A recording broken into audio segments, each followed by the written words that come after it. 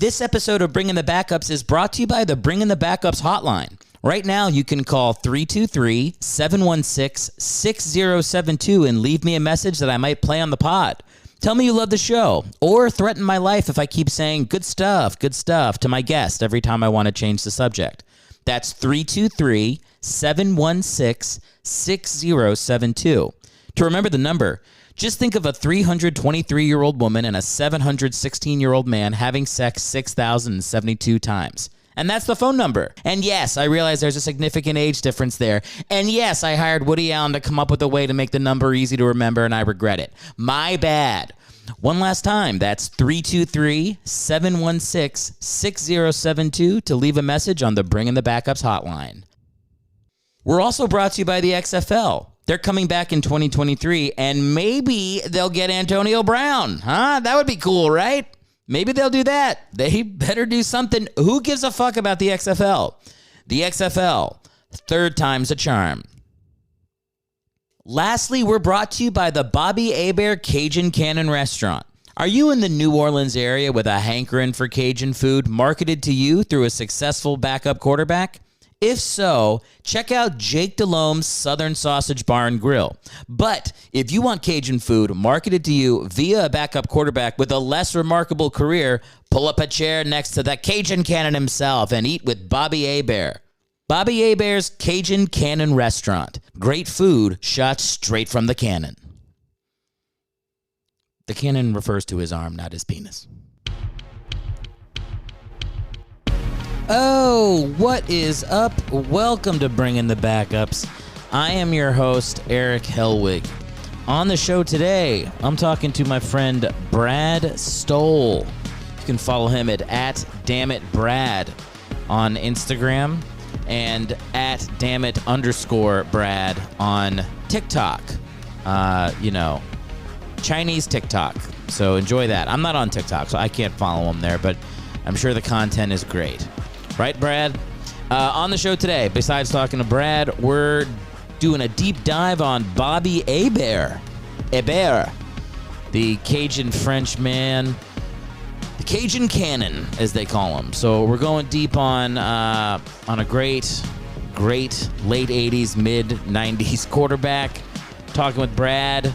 We're doing some other stuff too. I don't know. I don't have any show dates to plug, which is what I usually do in the beginning part of this, because COVID has canceled San Francisco Sketch Fest. It's canceled Barely Making its date, which was coming up in January. So I don't know. I guess I'll just be hanging out for the next 2 weeks. I will have some tour dates that you can check out for late January, where I'm going to Idaho and then doing some shows in Texas. And then I'm going out to Hawaii. So shows are coming. Go to erickhellwig.com. Hop on the newsletter so you don't miss anything. Hopefully stuff stops getting canceled, but I'll tell you what's not canceled. Bring in the Backups is not canceled. It's gonna start now. How long can I do this for? I didn't plan this. Here come the yummies. Enjoy the show. Hey, that wasn't too bad. Grab your gear and lace it up. Helmets on and cup your nuts. It's that time, you know what's up. Here we go, bring in the backup. Bring in the backups. Bring in the backups, yeah. Bring in the backups. Helmets on and cup your nuts. Don't think twice, bring in the backups. Oh, yeah. Welcome to Bringing the Backups. Happy New Year. Huh? 2022 has arrived. And I hope you guys all had a lovely, lovely New Year. I hope you didn't, have some drunk chick puke on your shoes. That didn't happen to me. I made that sound like that happened to me. That has happened to me in the past, but man, we did not have a wild New Year's in the I was gonna say the Hellwig residence, but my wife didn't take my last name, huh? Feminism. So I don't know. I guess we're the Hellwig. I can say her last name, Galalis. The Hellwig Galalis residence. Is that what we do? I guess that's how to say it. In 2022, why? How did I get into this? In the first 5 seconds. Welcome into the show. I do hope you had a nice new year. Today on the show, we're going to be talking about Bobby Hebert, French Cajun man who, as I've done research for this guy, was very Cajun, and we have proof of that later on. We'll talk about Bobby Hebert. Also, I fucked up. He's not a backup at all. I mean, he technically was a backup for a little while, but definitely started more than he backed up. So I violated my own rule here. I picked Bobby Hebert because he was French. My grandfather passed away, as some of you might remember from the last podcast. So I wanted to do somebody French. And he was like the best French player in the NFL that I could find. So, but it turns out he wasn't a backup. So not a good choice for the show, but doesn't matter, whatever. It's the night before the podcast comes out. I'm not going to change the quarterback now. I already interviewed Brad Stoll, and we talked about Bobby Hebert's restaurant. I do want to talk about the restaurant a little bit. The Bobby Hebert Cajun Cannon restaurant, which looks pretty good. Next time I'm in New Orleans, which I go often, I gotta get down with that. They have a gluten-free menu. How about that? Isn't that nice? They have like 3 things on it, but who cares? The fact that they even set it aside, Bobby Hebert going up a notch in my book. I'm gonna reach out to him, see if he wants to come on the podcast. Maybe just do like a cooking demo. You know, that'll be nice for an audio podcast, right? That'll be helpful for you guys. Anyway, so Bobby Hebert, we're talking about him later, interviewing Brad Stoll. But let's talk to you guys. How are you guys doing, huh? How are those resolutions? Everybody staying true to those resolutions? I went to the gym on New Year's Day, which you should do. You know, it's always insane on New Year's Day at the gym. It's like every fat fuck's resolution. I'm going to the gym. This is the year. So, you know, you go and there's like a line to do a chin up like you're going to see fucking Hamilton. And then you go back on the next day and obviously there's nobody there. And, whoever owns the gym is laughing all the way to the bank. You know, those gym cancellation blood oaths that you take, make sure they know. But what I did this year is this is what I did. I just put in I live my life on my Google Calendar. I put in my Google Calendar gym visits 1 on January 1st. I went back today on January 3rd. That's 2 times so far. Then I just changed it to gym visits 2 in my Google Calendar. I note every day that I went to the gym, and I gave myself a goal. I'm going 100 times this year. I'm going to the gym 100 times in 2022. Now, if I go there to like eat a plate of spaghetti and leave, technically that counts as a gym visit. I didn't say I'm going to work out at the gym, but I'm going to the gym 100 times. And look at that. 3 days in, I've gone twice. I'm making it, guys. It's going to be staring me in the face on my Google Calendar every day this year. I'm going 100 times. That's how I'm holding myself accountable. And I'm saying it to you. So now you guys can hold me accountable. And how will you do that, you might ask? Eric, how can we reach out to you? Should we go on Instagram? Can we do that? Of course you can. At Bringing the Backups. Or at Erick Hellwig. You know, follow me on there if you want. You could write it in a 5-star Apple Podcast review. Have any of you done that? Go ahead, review the show. 5 stars, Apple Podcast. Ask if I've kept up with the gym. Or you could do this. You could call into the show. How about that? Boom. Bringing the Backups hotline. 323-716-6072. That's right. We got a hotline we're going to be visiting a little bit later here in the show. You're going to hear some people that called in. I mentioned it last show. Some people called in. Isn't that nice? Technically, it's not a hotline. Doesn't a hotline mean somebody picks up? I'm never going to pick up. It's just a voicemail. But you can call in. You can tell me if you like the show. Tell me if you hate the show. Whatever you want. I don't care. Just make content for me. All right? I just hit play, let you do the talking. I sit back and react. But yeah, we'll check out that Bringing the Backup voicemail in just a little bit. What else we got, huh? I got the gym. Oh, John Madden died. That sucked. That really sucked. I mean, he's the best.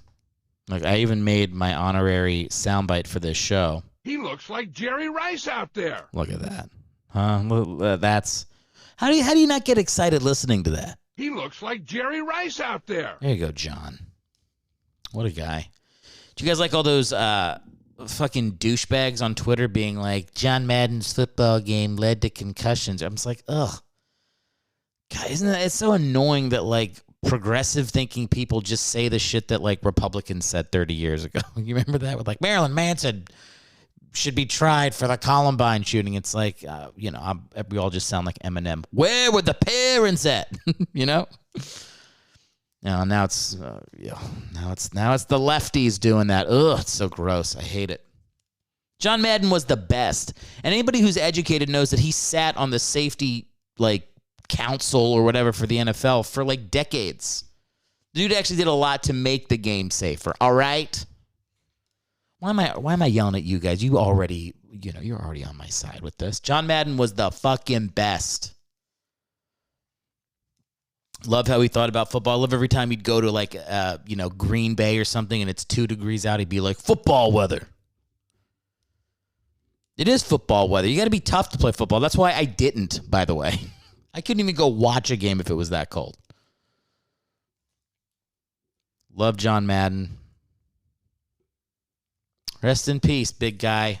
Thanks for, man, I used to love playing that video game. I would do something weird. It's almost like embarrassing to say, but I would set up 2 TV screens playing Madden, and I'd have, like, a football game up, and then I would be simulating the game. Like, I'd be playing the game, but I would just be trying to recreate the plays as they happened, and then I would turn the volume off on the TV, and I would like, be the announcer for my own version of the game. This is like crazy. Like, this is like tucking my dick in between my legs and saying, put the lotion in the bath. Like, this is weird. I know. It's sociopath level behavior I used to display with Madden, but, like, I really I liked doing the announcer stuff. You know, like, where you just, like, whenever I'm taking a dump, I would just, like, in my head, I'm, like, going through, like, a meaningless Raiders-Chargers game. I'm, like, doing the announcing work for it. What's crazy is I remember I was babysitting back in the day, and there was, like, this little kid I liked that was a big sports fan, and then, like, I would hear him, like, doing the same thing. Like, he'd be, like, in the bathroom, like, are you all right in there? And I would just hear him being like, oh, man, the Phillies have really had a nice season this year. Like, he would...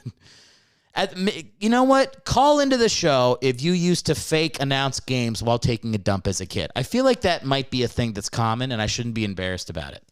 323-716-6072. We're going to get this Bring in the Backups hotline lit up for the next show. Did you announce football games while taking a dump? Antonio Bryant, I wanted to talk about that a little bit because I thought he could have done more. You know, like, if you're going to burn the bridge, like, fucking burn it. Really burn it. I know we're all supposed to, like be like, oh, if his mental health is bad. Like, okay, yes, mental health is important. But do I have to think about it every 5? Can I have fun for 5 seconds? Can't we just have fun? He took off his shirt, threw it into the crowd, waved to the other team's crowd to get them pumped up, and left the field. Dude, I mean, like, I thought he should have, like, borrowed a Wayne Corbett jersey from one of the Jets fans and finished the game for the Jets. That would have been even better. Just let the Jets sign him for one of those, like, one-day contracts they usually just give to, like, some old fuck to come back and retire on the team he played with and was good for. They should have signed him to that contract as he was walking off the field. Who's the Jets owner? Isn't it that Woody guy? Woody something? Woody from Toy Story? Who gives a fuck? Whoever he is, he sucks. The Jets are terrible, but that's why they're terrible. He doesn't think outside the box. As soon as you see AB taking off the gear, that guy should have had a one-day contract in hand, in the elevator, down to field level. Let's capitalize on this. Just catch him before he hops in the Uber. That was awesome. And obviously, he has CTE. But, we don't got to talk about it every show, do we? Every show, we get it. Vontaze Burfict was a piece of shit. But then I, looked up Vontaze Burfict because, everybody was like, oh, the hit that Antonio Bryant got by Burfict when he knocked him out. But it's Antonio Bryant played football his whole life. Could have happened at any point. You don't know that's when he got messed up, if he got messed up. And also, Vontaze Burfict played football too. He could be fucked up as well. It's they used to play dirty. You just take Vontaze Burfict out of, 2010 and drop him into the 1950s. He's just another guy. That's how they used to play, man. When the Eagles won their championship, was Chuck Bednarik hit Frank Gifford? He knocked him out for 2 seasons. He literally tried to kill Frank Gifford. He clotheslined him. It's just an insane hit. The game, whatever. I can't complain about the game. It's always funny for me to complain about the game going soft as I buy special socks for my plantar fasciitis. I'm toughen up out there, boys. Yeah, have another hot dog. Yeah, that sounds good. Pussies. Whatever. Do you guys see that new it's not new anymore, but I saw that Bond movie. Spoiler alert. Okay, I'm going to say it now. I'm going to say spoiler alert. I'm going to count down from 5. If you haven't seen the new James Bond movie, you're good. 5, 4, 3, 2, 1. Okay, James Bond. I'm not even going to say the thing that happens at the end of the movie that you already could probably guess from the name of the title, No Time to Die, and everybody being like, can you believe? Okay, you probably figure out what happens. All right. Daniel Craig's last version is Bond. The title is No Time to Die. What do you think happens? You got it. Here's what sucks about that movie. James Bond doesn't get laid once. What is going on? Right off the bat, I'm like, that movie sucks. Then, he doesn't even say his own catchphrase in the movie. He never goes Bond, James Bond, when somebody asks him his name. The way he says his catchphrase is he goes back to his stomping grounds, and they don't know who he is. So he goes, Bond, and then they stare at him. He goes James Bond? Just they emasculate the fuck out of James Bond. And then they kill him. And you're like, what is this? Is this written by somebody who hates James Bond? Can the dude get his dick sucked before he dies in the movie? It was an outrage. It was a terrible movie. It was more infuriating as the people I was watching it with liked it. So I did the most obnoxious thing you can do, which is I then convinced my wife that she shouldn't have liked it after she did, which is not good, okay? It's not a good move. Liz and I need to work on that because she's talked me out of Rudy and the Joker. I just talked her out of the last James Bond movie. We're right. We're right to criticize these movies. But why do that if somebody already liked it? I don't know. I thought it sucked. I had to get that off my chest. And something else I'll get off my chest while I'm on it too. Okay, we're going to talk some NFL. I'm going to talk more football on this pod than I usually do. How about Nick Foles last week beating the Seahawks? Comes in, hasn't played a game all year for the stupid Bears. Starting Andy Dalton and concussed Justin Fields over Nick Foles. They have Nick Foles as the third string quarterback on that team. What does he do? Come in, wins a game in the snow. Of course, Nick Foles can't be stopped in the snow. Do I need to go to the Eagles-Lions game? 2013? I could. Of course, Nick Foles wins on the last play of the game. They go for 2. He nails somebody in the back of the end zone. 2-point conversion. Good. Bears win. And what do these idiots do? They start Dalton yesterday. Bro, Nick Foles. Oh my God. It's infuriating. Somebody's got to get this guy. Somebody's got to pick up somebody who needs a veteran quarterback. I think Pittsburgh, man. Roethlisberger's gone. I just watched the That Steelers-Browns game. God, has anybody ever owned a team? Has anybody ever owned a team like Roethlisberger owns the Browns? I think his record's like 28-3 when he starts against the Browns. Holy shit. Jesus Christ. They should put a statue of Ben Roethlisberger's nuts on the top of the tallest building in Cleveland. I mean, my God. But Roethlisberger's out. Pittsburgh's got a good team. Go get Foles. Should I be Nick Foles' agent? Is that the point of this podcast now? Speaking of Nick Foles, how about the Birds going back to the playoffs, huh? Sirianni, Jalen Hurts, who I love. Oh my God, that was great. That the fact that they were what, 2-5. Eagles were 2-5 with a rookie head coach and basically a rookie quarterback. They had the front of the schedule was loaded with good teams, and the back of the schedule sucked. I mean, the Eagles have overachieved so much this year. I don't even care what happens in the playoffs. Although I will say, right now, if the playoffs started right now, the Rams are the 2 seed. Only the 1 seed gets the bye, which means the Eagles would have to come to L.A. Right? Is that what that means for Wild Card Week? I'm saying right and gesturing to an empty room. I think that's what that means, which would mean, I don't know, I have to spend a fuck ton of money, but I would drop money to go to an Eagles playoff game. I've never been. Do you guys think I should spend $500 to sit nosebleed in SoFi Stadium to watch the Eagles probably lose to a better team? What do you think? Is it worth it? You tell me at 323-716-6072.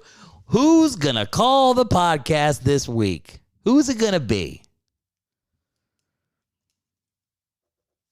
I thought the NFL was great to watch. This past week, and I really enjoyed it. I also won my fucking fantasy football league, baby. Hell yeah. First year in the league. Crushed it.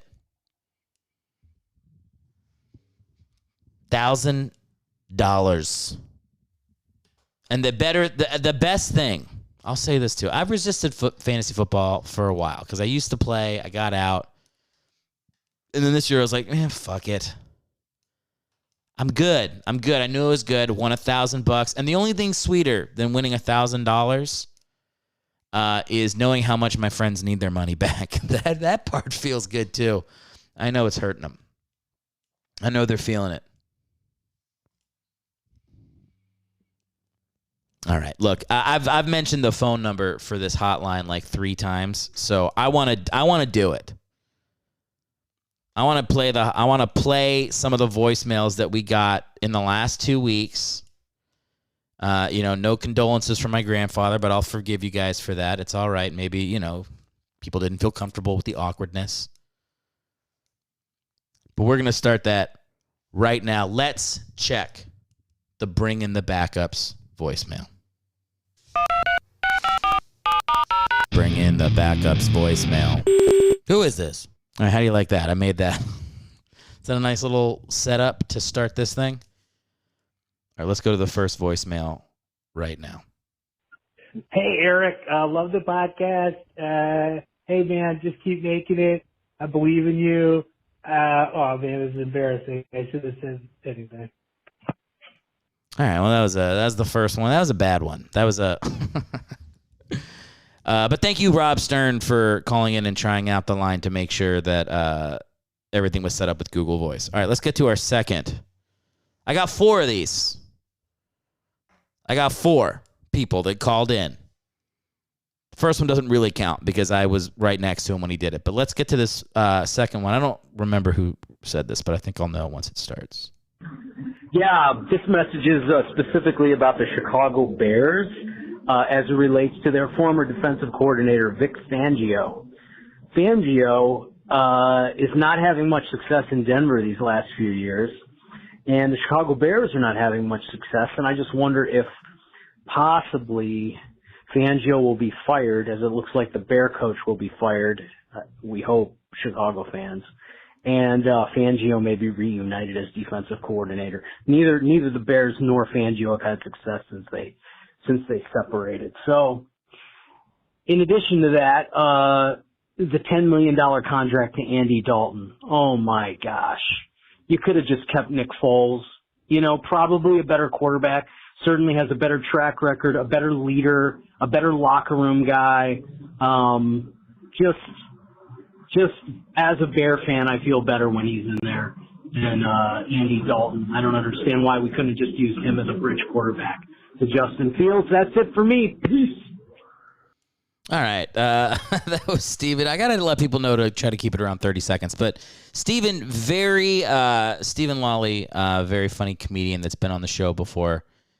Yeah, he wants Vic Fangio back for the Bears. I mean, yeah, Matt Nagy, it's been a nightmare. He's not good at, I mean, it honestly started with, like, because he had that great rookie season as a head coach. And then he's literally gone down every year since. I mean, it's the double doink, baby. It's Nick Foles, and now Nick Foles is fucking him again. It's the curse of Foles, dude. The dude beat you on a double doink. How do these guys not understand that Nick Foles is magic? You'd think that the guy who got double doinked, huh? You guys know what I'm talking about? Eagles at Bears. What was this like? The year after the Super Bowl was like 2018. Yeah, it was Nagy's first season. Double doink, Cody Parkey. That's Foles. If that happens to you as the Bears coach, you got to go, okay, we got to get that quarterback and just start him. And just let it ride. All these coaches, they get conservative. And it's like, bro, just believe. You got to believe in the magic. Somebody's going to pay off with Foles next year.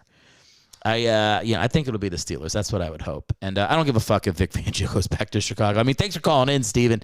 I would say, yes. It just let's get the magic back. Denver has not had a good defense this year either. So, hell yeah. I mean, look, they're gonna have to redo that whole staff in Chicago. I think they're all gonna get let go.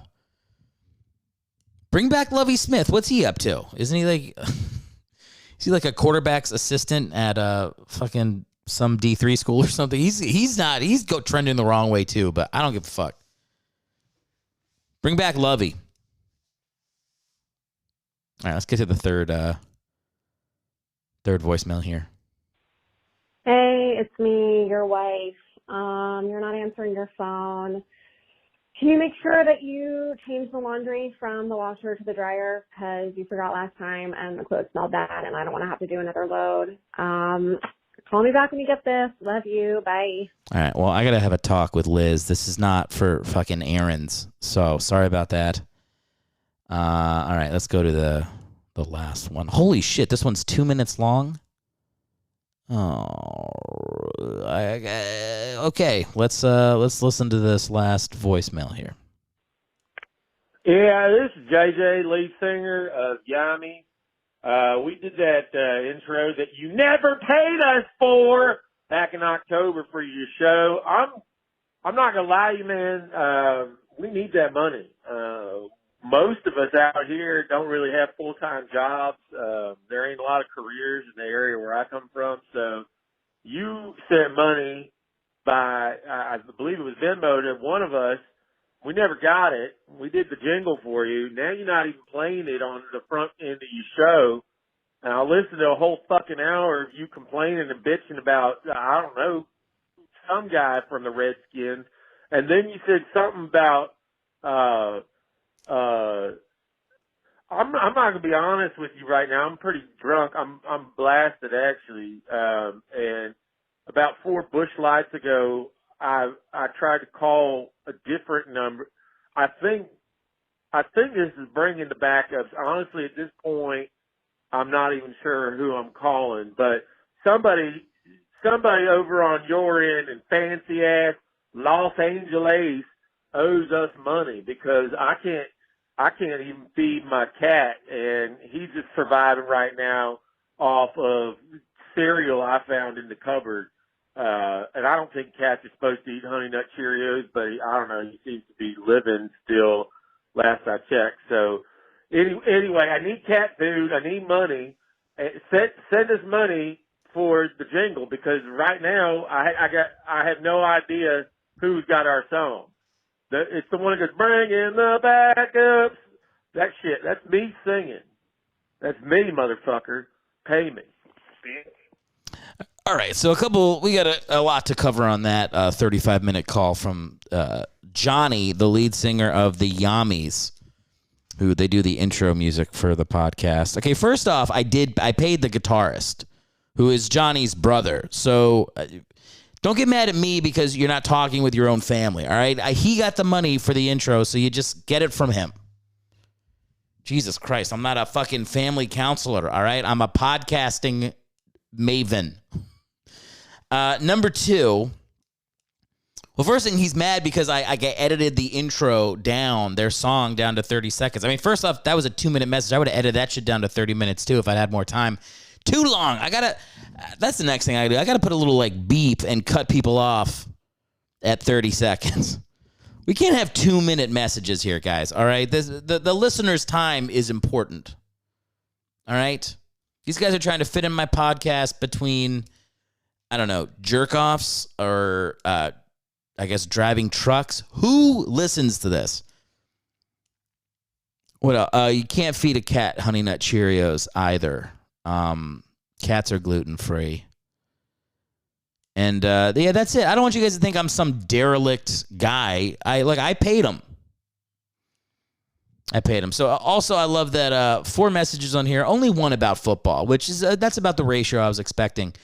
Anyway, the phone number to call in, 323-716-6072. That is the Bring in the Backups hotline. Leave a voicemail. Keep it under 30 seconds, and maybe I'll play it on the next show. All right, with that, let's move on. Bring in the Backups voicemail. Who is this? All right, is it clear that when I play it a second time, that means it's over? I think that should be clear to you guys. But anyway, enough of this. Let's get into Bobby Hebert. Let's get back into some fucking football, baby. He looks like Jerry Rice out there. Thanks, John. Bobby Hebert. This man. Oh, buddy. First off, it's pronounced A-Bear.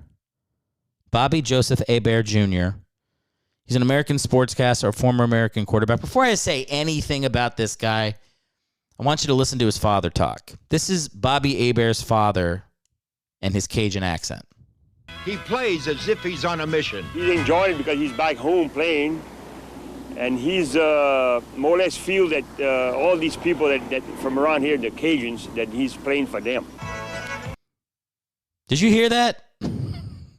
He sounds like the dude from The Waterboy. I lived in Louisiana for 2 years, so I've been around this Cajun accent before.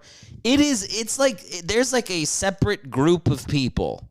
Cajuns are like a separate country living within our country. It's wild down there. They've got their own way to talk, and I feel like when they don't want people to know what's going on, they just lean that Cajun a little bit more, and you're like, what are you? I had a Cajun teacher in 2nd grade.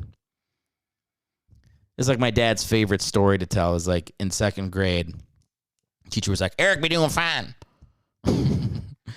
My dad was like, Erick not be here much longer. That's the joke. That's the joke that my dad tells. It's actually not a bad joke, but because he's my dad, I gotta, resent him. But it's actually a solid story to tell at a dinner. But yeah, that Cajun accent is whoof. Baby. And I listen to Bobby Hebert a bunch in my YouTube research. He's got the accent too, but his son, real name of his son, by the way, T-Bob Hebert. T-Bob. The letter T, Bob. Not even a dash. It's just T-Bob. But T-Bob, he sounds like a fucking Wall Street banker that takes the train back to Connecticut. Like, he has no Cajun accent. You just watch too much MTV. But yeah, let's talk about Bobby Hebert, all right? I love this guy. He is a ballsy dude. First off, went to college at Northwestern State, which is a D1 AA. And by the way, they're the Northwestern State Demons. What a cool football name. I mean, look, the first thing I noticed about the Demons is, like, I went on their page and looked at, like, all the guys they sent to the NFL. There's, like, 30 dudes from this little school that went to the NFL, like relatively recently, like from the last 50 years. I mean, it's pretty impressive. Like, I don't know any other small schools like that. And in 2022, by the way, next year, they're at Mississippi State. So you want to go to, you want to see Bobby Hebert's boys, Northwestern State, taking on Mississippi State. That's going to happen this year, unless everybody pusses out with COVID or whatever. But anyway, Bobby Hebert goes there, crushes at Northwestern State. He's a good Louisiana boy. And then instead of going to the NFL, he goes undrafted, starts playing with the Michigan Panthers, which I think, in 1983, the Michigan Panthers, this is the inaugural season of the USFL, which is coming back, which is amazing. USFL only happened for 3 seasons. First season, MVP. Championship game, MVP. Best player in the league is Bobby Hebert for the Michigan Panthers.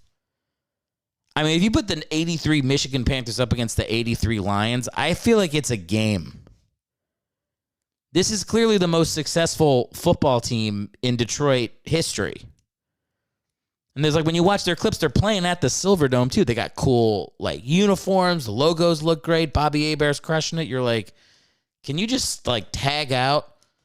Can you tag out the Lions like it's like a fucking WWE wrestling match and you've just been hit with a chair, you're trying to get to the corner? Like Matt Hardy's trying to get over to Jeff Hardy, who's the only guy we wanted to see in the first place. It's like, just get the Michigan Panthers in there. See if they can take down the Bucs in week 15. He's great with Michigan Panthers, and they actually combined with the Oakland Invaders. I love that, where that happened in old leagues. You step into the NFL, where they're the Eagles and the Steelers are 2 separate teams, and then World War II happens. They're yeah, you're just one team now. And, this guy just got shot, so now you're going to, this dude from the Fan is going to be running back. Dude, and look at this. The city he's from Cut Off, Louisiana. That's the name of the city, Cut Off. CUT-OFF. Cut Off, Louisiana. What a cool place to be from, man. The Cajun Cannon, that's his nickname. He comes to the NFL in 1985. Does Bobby Hebert. Doesn't start, and this is the other thing too, when he was in the USFL, I love this, that in 83, he goes up in the championship game against the Philadelphia Stars. Who's their coach? Jim Mora. Playoffs? I should have the playoffs drop, but I don't. But just pretend this is the playoffs drop. He looks like Jerry Rice out there. Jim Mora is the coach of the Philadelphia Stars in the USFL. So the Oakland Invaders play them in 85. 2 years later, Philadelphia Stars win the championship. That's the last year of the USFL. Jim Mora still the coach. And guess what happens? Jim Mora hired New Orleans Saints, 1985. Guess who he brings in? You got it. The guy he played twice in the championship game, Bobby Hebert, coming home to his hometown team. And, man, he's starting by 87. He plays the fuck out of that 1987 season, baby. We're talking playoff berth. We're talking Bobby Hebert going 10-2 in his starts, and the Saints have their first winning record in franchise history. Bobby Hebert. Now, he does not do well in the playoffs. We will say that. The Saints did not win a playoff game with Bobby Hebert. I saw one of those games was an Eagles game. I remember that one. So, yeah. And then you could argue, as great as he was, you watch his clips, man, he looks pretty good, man. He can move in the pocket. He's got a rocket arm. He really does have a Cajun cannon. But what was the point? I remember. It was in 1990, Hebert sits out the whole season because basically it's kind of like the dawn of free agency. The Saints had power over where he was going to play, even though he wasn't under contract. I don't remember how it actually worked before free agency, but it was fucked up. So he sat out the whole 1990 season. He's got Cajun grit. The Saints general manager thought that he could just basically bowl over Bobby Hebert, and then he couldn't. Eventually, it goes up to the union, and Bobby Hebert wins. They have to pay him. I think it was It's not even that much. It was like $1.8 million to be like one of the top quarterbacks in the league. That's how much the money has changed in 20 years, 30 years. But that's like a huge win for NFL players, and it really is kind of like the start of what we think of now as free agency. I mean, it all starts with the Cajun Cannon. So anyway, he comes back to New Orleans, plays 2 more seasons for his hometown team.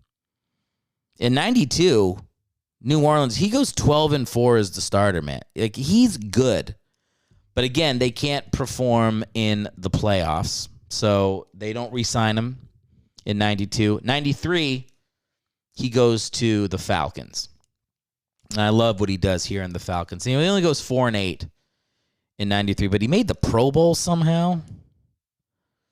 I'm looking at his numbers. He had 24 touchdowns and 17 picks. I guess it was a different league. I don't know. But listen to this, dude. In 93, week 8, he comes in. He beats the Saints at New Orleans. That's a revenge game. He goes 13 for 16 for 163 yards and 2 touchdowns. Andre Rison. He's hitting Andre Rison on the Falcons with these deep passes, first year in Atlanta.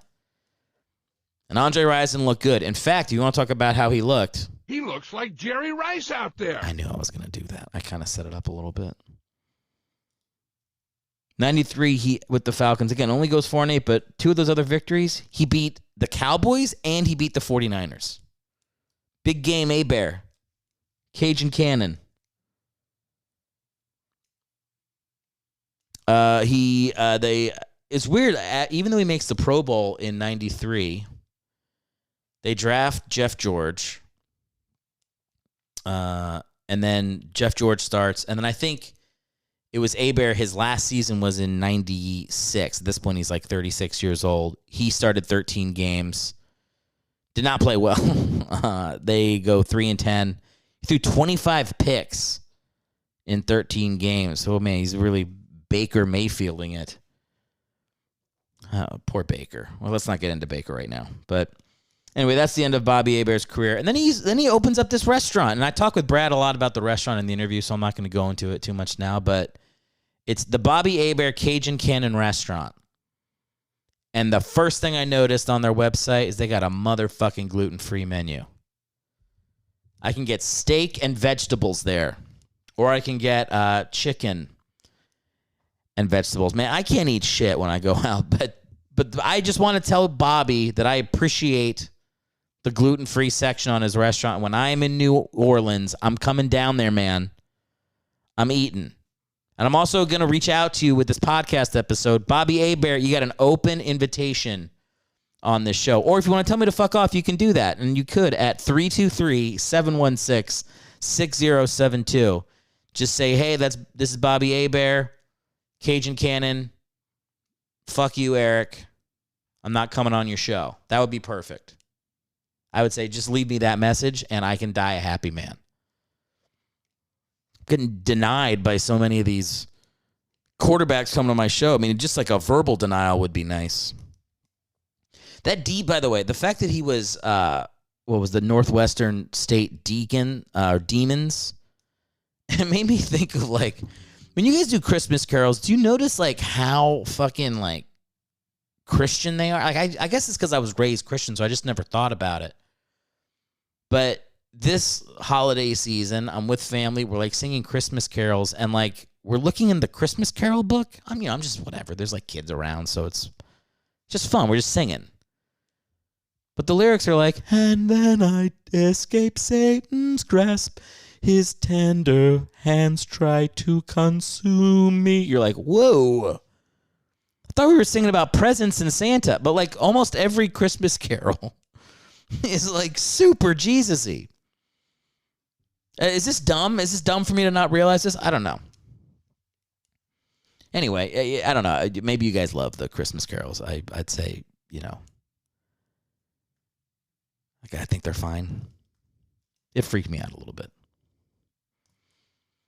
That's all I got on Bobby Hebert for now, man. I thought he was pretty great. Highly recommend. If you YouTube him, you get some really great like features on him when he's coming back to New Orleans and on his contract holdout.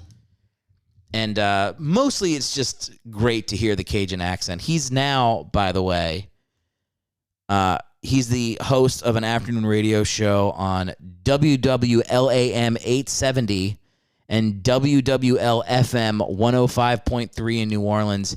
He's also a huge Saints fan. Like, there's videos of, like, Saints games, and then it pans over to him in the press box losing his mind. Like, he's an actual football fan. The Saints were his real hometown team. This dude is he's a very cool guy. He's a very cool guy. I actually really would love to have him on the show, man. He seems like an absolute blast.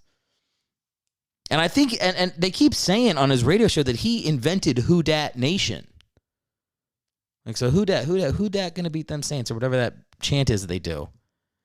I'm not a Saints fan. I mean, I like them, but who dat? If that was really him, we gotta get like a story behind that, you know?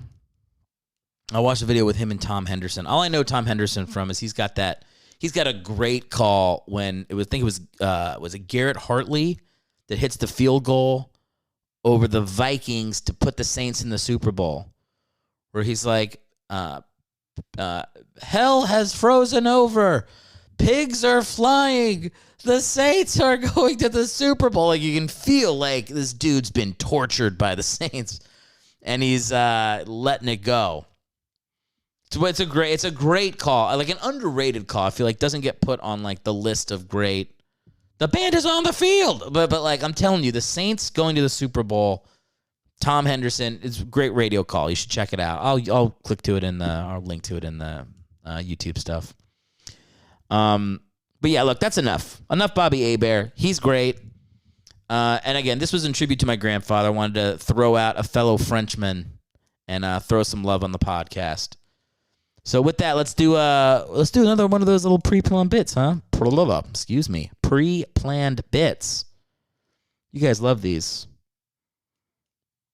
I like to tell you what you love. I know I sound like a fucking dominatrix. You love this. What's the male version of a dominatrix? A dom, right? I should know this stuff. Should I? Oops, did I just reveal something? All right, here's the here's a pre-planned bit. Welcome back to another edition of On This Day in Backup History. Today we're in Buffalo, not to slowly wait for the inevitable relocation of the Bills, but for a backup quarterback. Bills' backup quarterback Dennis Shaw was hanging on by a thread to his roster spot in 1973 when he was befriended by former USC standout, Heisman Trophy winner, and current running back O.J. Simpson. I love O.J. Simpson, Shaw said to reporters after a preseason game against the Raiders.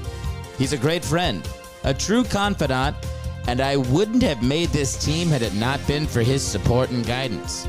I didn't have an older brother growing up, but if I did, I like to think he would have been like O.J. Simpson in every imaginable way.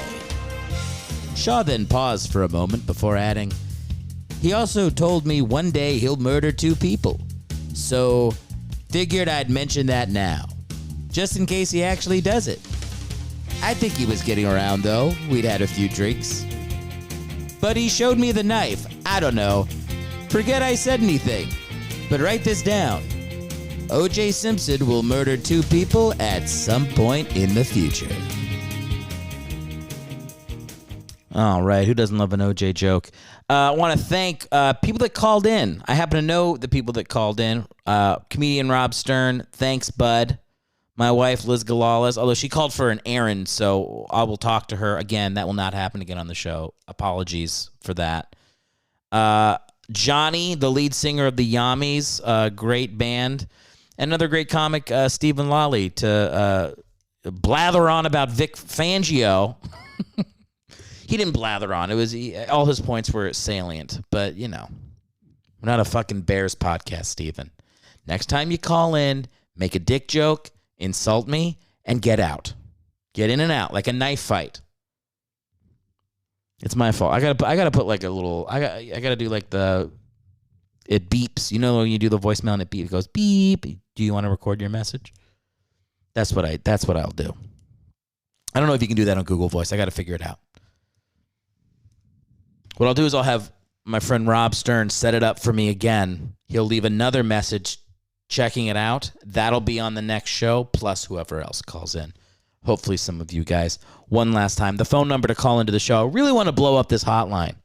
It's 323-716-6072. I want to hear from the fans.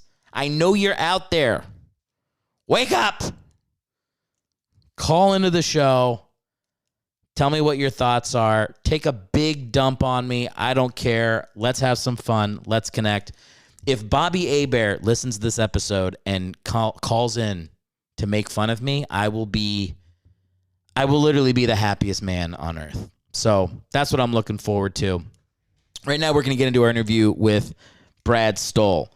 He is an actor, a writer, a director. You can follow him on Instagram at Brad Stoll. Please make sure you do that. It was great having him on the show to kick off the new season. And yeah, enjoy some time with Brad right now.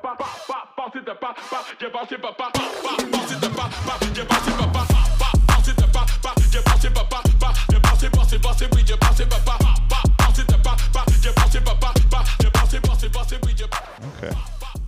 Look, technically I've hit the record button, okay? Now you did.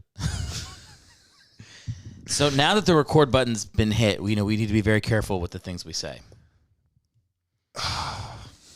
You know what? I think of all the jokes I would have made 5 years ago, and then I just don't. They're all gone. Let me close the door. I just realized the door's open. This is a hot start.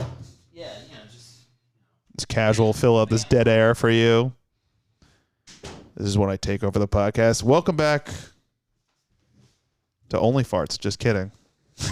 A defunct podcast. You were the manifestation of that thing ending. You're like, why? You're gonna look back at this 10 years from now with a podcast called Only Farts.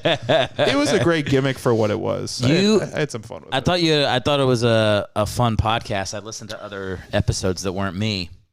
Our episode was great. I loved our episode. It was a lot of fun. It was a lot of fun. I honestly, I'll be frank, I stopped the podcast because I was obviously still on a roll of recording it every week, and then me and my girlfriend broke up for a week, and then I was like, what does anything even mean? And then I just completely forgot to keep up with that. Like, that was part of my routine that just, like, I don't care enough to keep going because I didn't have anything to talk about, and I was just trying to figure out my life and try to, and I felt like I was, like, on eggshells just trying to get my life together.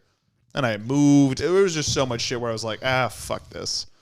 Well, you did have stuff to talk about, but it was probably stuff you didn't want to talk about. Yeah, on the podcast. And you can even watch that episode. It's there, and it's like me basically talking about.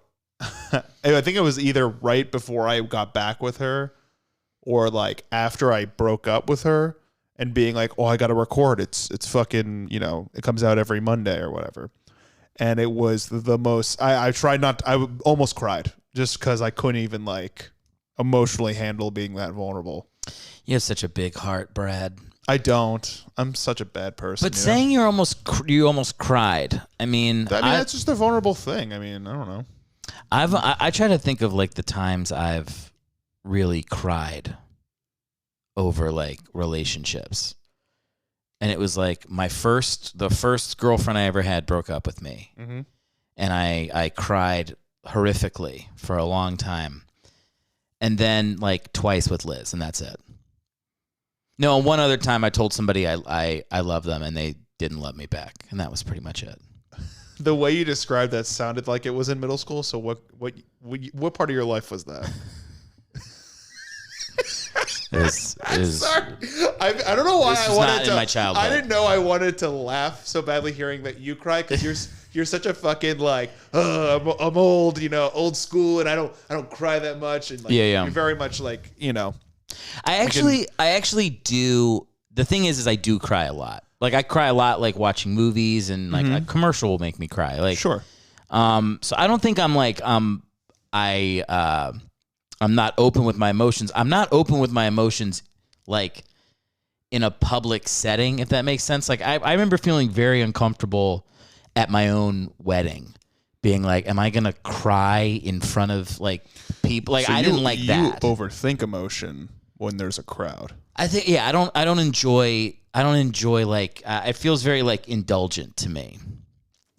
That like, I don't like, that's why I also don't enjoy for the most part, like flowery language when people are like, yeah, on my second anniversary, the sun rises and falls with the beautiful. Are you talking about people who are using way too much? Are you talking about basically a poet confessing their love? No, I'm talking about every basic bitch on Instagram, men and women. The problem with people like that to me are just like that's so it's to me it's such a fucking cop out to how they really feel because they're using social media, but at the same time, nobody really talks like that even typing it out and or on real life. When you talk like that, I was like, what's wrong with you? Because I feel like I feel like this point in your life, you've met enough humans to know that people do not carry themselves like that. And if they do, you're like, oh, you're the rare few that talk like that. Yeah. It's like the first time you ever meet like a New York Times critic. You're like, oh, you really are a pompous asshole. You know what I mean? Like you really do speak like that. I know somebody who's a New York Times critic. And are they that pompous? She's a friend. She's a friend. She doesn't listen to the podcast, so I could shit on her. I have to say, that is one of my favorite things that I miss about stand-up is when you ask somebody, are they funny? Such a nice guy. Such a, they're really having fun up there. They're really, really enjoying themselves. Really comfortable. Oh, that's my favorite. They're really comfortable up there.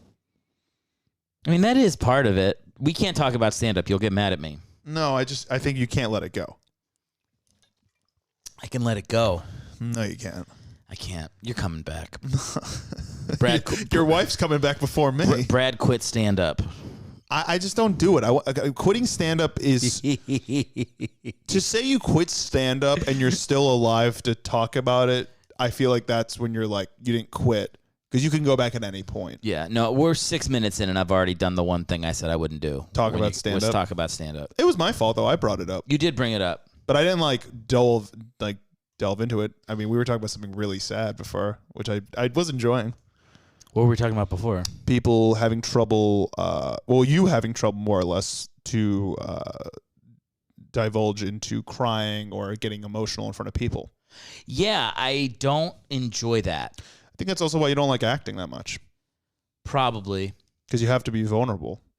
Yeah, I guess I don't like it very much. I don't think I'm unable to do it. I feel like when I was doing improv more and I was gayer, that's the best way to say it.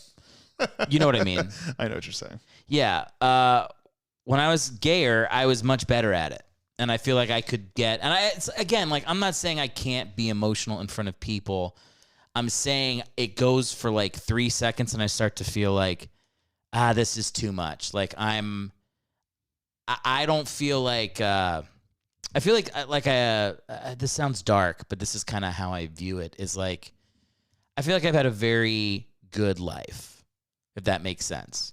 Just by the virtue of like being born in the time frame that I was born. Oh, you mean, okay, so like the phrasing of that is dark. Yeah, and I see what you're saying. Like I watched like The Revenant and I'm like, what am I crying about? A bear's never like ripped my asshole open, and then I haven't been left for dead after watching my son be murdered. Okay, so here to me the problem with shit like that is, and not for nothing, I think that when we start comparing ourselves to like third world situations we're not living in, we're no longer being present with the life that we're given. Like everyone's got problems. You can't minimize trauma. You can't say, oh, because I'm not fucking looking like a Ethiopian child on a Sally Struthers commercial. I have no real problems, and I think that's annoying to me. Where it's like, how can I not feel this way? Because a bear's not ripping my face off. Your bear's ripping off your face in a metaphorical sense in any other situation. Yeah, it takes one thing to make it seem like your life is such a train wreck compared to anyone else's because you're a person, and I feel like not to allow yourself to say like, oh, like since I don't go through that, my thing is not so bad. And it's like, I guess that's humbling, but at the same time, you shouldn't downplay how you feel.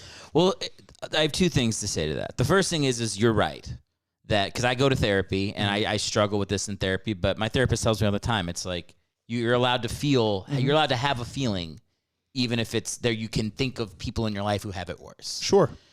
Also, I would much rather, my second point is that I would rather have a bear metaphorically rip my face off than really. than actually. Have you listened to the grizzly man be eaten alive?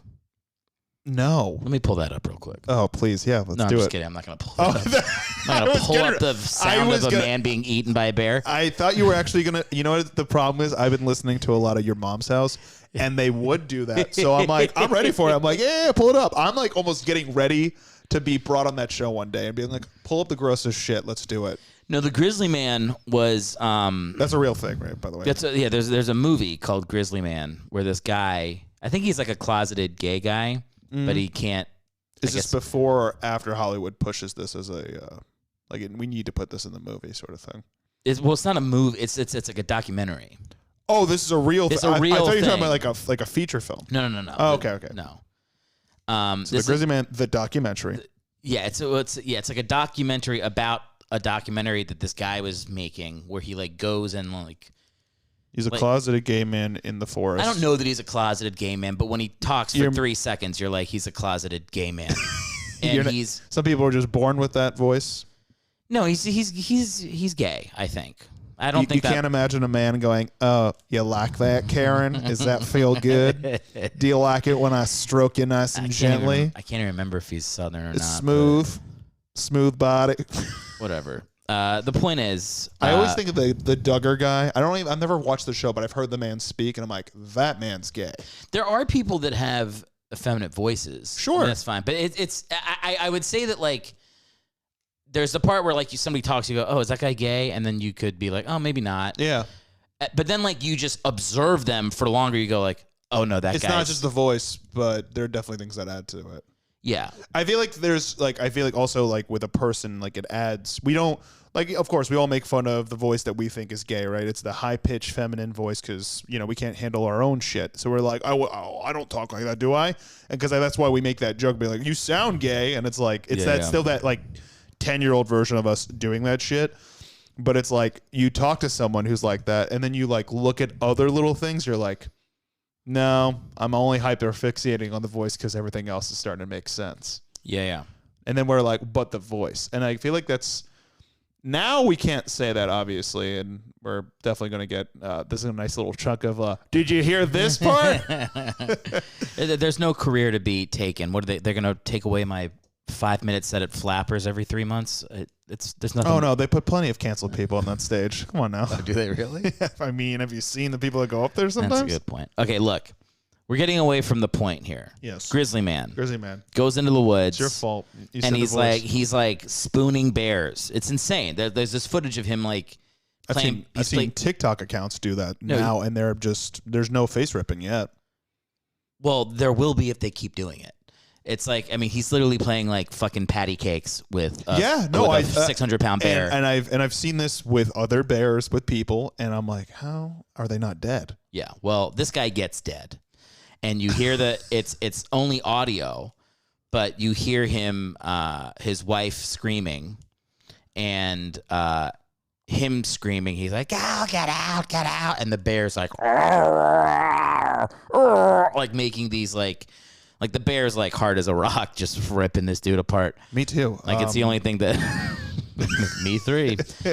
No, it's him being eaten alive by a bear, and then in real life, his wife got eaten like an hour later. So what you're saying is the footage is out there somewhere. But the footage, it's not footage; it's just audio. What? Okay. Well, why is there just audio? I don't know. There's got to be footage somewhere. Maybe the bear knocked over the. Okay, yeah, the bear. Hey, can we get the bear out of the shot? Maybe the bear. Can we get the bear out of the shot, please? If he's gonna murder this man, I need to get it. Maybe the bear has like a sense of propriety, so he put like a little rug over the camera, so there was only audio. He's like, I'll eat a man and his wife, but I won't. But I won't let the world see it. I'll spare people the intestine. Do you feel like the bear might have been a real snooty audio engineer from like fucking Full Sail University, and like he's just like, if I'm gonna do this, I need to make sure it's a great soundtrack. Someone's got to mix this properly. Yeah, the Bear's like real self-conscious, like that video is out of him online. He's like, the quality sucks. This doesn't represent me. This is real. Honestly, that was when I was a SoundCloud bear, and I wasn't really like. If they had only got me eating that hiker 2 months ago, that was perfect. I had a. That was acoustically really. I was actually in a recording studio when I did it. It was on a Zoom recorder. I really feel like we missed the mark there. People shit on the Zoom recordings, but that's what I've been using on the podcast. I think they sound all right. They're great. Yeah. Like Rode's a great company in general too for microphones. Rode is fantastic. I really should. Although these aren't Rode microphones. That would be a great ad for Rodecaster Pro. That would be a great Rode microphone ad, being like, "We capture the greatest sound." Oh God, honey, get the camera! Jesus Christ! A fucking bear is eating me. Did we get it? Did we get it? They should do that because that's what things are known for. I don't like when I've said this on the podcast before, but like. When they renamed the Washington Bullets the Washington Wizards because they're like, there's too many people getting shot in D.C. and it's like that's why they're the Bullets. Don't like wait if there's a famous they went from the Bullets to the Wizards. Yes. Oh, I thought you were gonna say something about like how Wizards are offensive. It's offensive to Wizards are intentionally the least offensive thing you can possibly. Not if you shop at Hot Topic and go to fucking E3. I don't know what E3 is. It's like a fucking convention. Do you even know who John Madden is? Of course I do. Hey folks, John Madden here. That's all you can do. I'll give you my favorite is the Frank Caliendo impression. Okay, I'll give you $85. Okay, if you can tell me the team he coached for. The team he coached for? Yeah, and you have to make a guess because that'll be hilarious for our listeners. Can I get a conference? What's a conference? Aren't they broken up? Fuck no, there's $85 on the line. Just take a guess and move on. All right. Jesus Christ. Fucking shit, dude. What if I get this right? You're not going to pay you $85, but just take a guess. You can take me for dinner. I'll pay for dinner. Okay. John Madden. No. All right, no. I also realize I'm getting nothing from this if you don't get it right. Okay, well, I didn't even guess. I'm genuinely going to take my time on this one. Okay, take your time. Dinner is on the line, everybody. Work through it. John Madden. Hey, folks, John Madden here. I'm going to go with... Did redoing the Frank Caliendo impression help you? You're like, maybe the next thing he says is the name of the team he coached? Here, a coach. I'm going to guess that John Madden... and it's not a team that changed their name, correct? I'm not giving you any hints. No hints. Okay, fine. I'm going to say that John Madden coached the 49ers. You're surprisingly close. Oh, damn. You're actually as close as you could be geographically without being correct. He coached the Oakland Raiders. Damn it. Fuck. I was so you actually were surprisingly close. I'm impressed with myself. That was not bad. I knew it wasn't Chicago because that's fucking, what's his face? The guy from Kicking and Screaming. This is how I know my fucking football coaches. Will Ferrell? No, the Chicago Bears coach. Ditka. Yeah, Ditka was in Kicking and Screaming. Oh, I never saw. Oh, he was fantastic in it. I honestly wish he was in more movies because he was hilarious. Yeah. I found out that John Madden actually he played football and he got drafted and then he died. Yes. Okay. Don't. I don't know. I'm just helping you out. Now I'm helping you out. Now. I wasn't saying that like a dick. Now you're being condescending. I was not being condescending. A little bit. Yeah, I don't know if maybe you weren't on Twitter. Dude, John Madden is fucking has a video game series named after him. He's iconic. He's been in commercials. He's been in movies. All right, but he hasn't been on Broadway, so I thought maybe it wasn't in your God. I thought maybe it wasn't in your purview. Hey everybody, can you tell that Eric knows nothing about me if he thinks everything in my life has to do with Broadway? Are you shitting me right now? No, okay, look, let's move forward. I'm being an asshole. Yeah. This is what I wanted to say. Okay. So he when he got out of playing football, he was like, I guess he wanted to get into coaching or like something in football, so he started teaching a football class at UC Berkeley. That was like the first thing he did. He pulled like what every comedian does when they're out of the biz. They just start teaching at Fordham. like sketch writing. Until you an adjunct class on comedy writing. Yeah. Anyways, he taught how to watch football classes. How to watch football. Yeah. Wow. And that's where he gets like the drawing on the whiteboard. Boom, boom. You go here, the fullback hits the hole. Boom, boom. Touchdown receiver. He gets that's going to be a touchdown. Yeah, you're nailing it. He went to UC Berkeley, which doesn't feel like a football factory. You think he fucked Betty White sometime in his prime, you think? Don't with the Betty White jokes. I was just trying to be topical, you know? You're talking about John Madden's death. Oh, I forgot we're on a football podcast. I said a lot of... we were talking about crying, and I was like, wait, don't we talk about sports? This is way too emotional for most of your listeners. They're gonna tune out, they go, crying, fucking fast forward this shit. Most of my listeners are in my family tree, so don't worry about it. There's been a drop-off in Season 2 for listeners. Well, maybe it's the fact that you called it Season 2 and just continuously keep recording. What are you, a fucking TV show? In order for this to be Season 2 of anything, there needs to be video footage of this fucking podcast, which there is not. So therefore, you can't be a season. Look, it's too late. I already started Season 2. It'd be stupid now to not have seasons. You call it season because it's a football podcast. Is that why? No, I started. I was the plan was just to keep going forever, and I'd drop one every 2 weeks. And then similar to my girlfriend broke up with me. I'm going to take a month off or whatever. That's what happened to me is I just got so overwhelmed with stuff. I was like, I finished a podcast and was like, I can't do another one. And I just, at the end of recording the podcast, I was like, I think this is the end of Season 1. I think I'm not going to come back for 2 months. And then I took 2 months off. And then when I came back, I was like, oh, it's kind of like a new season. So I just decided. You should have started with the new season with some upgrades and just putting your fucking iPhone on the tripod and just sync them audio to it.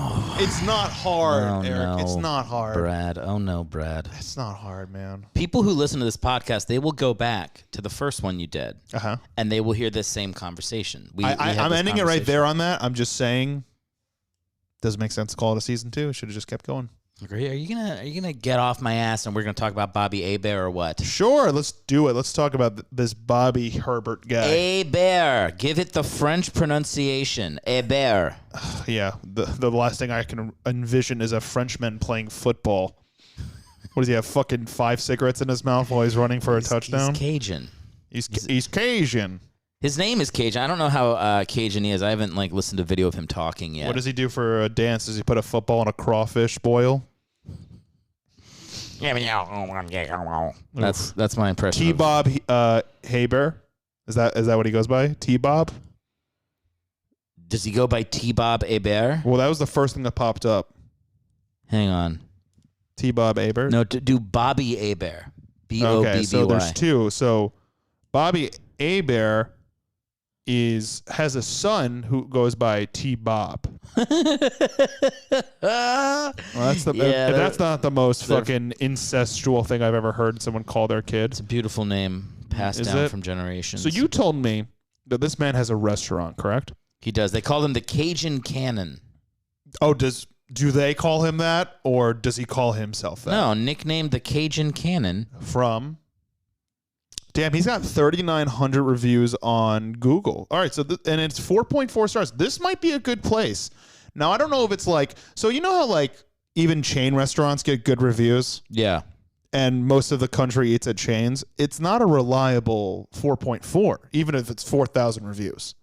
That means there's a good chance 4,000 of these people that reviewed these restaurants all live in trailers. So this might have been the nicest restaurant they've eaten at. Therefore, look at the Trump finger I'm giving you.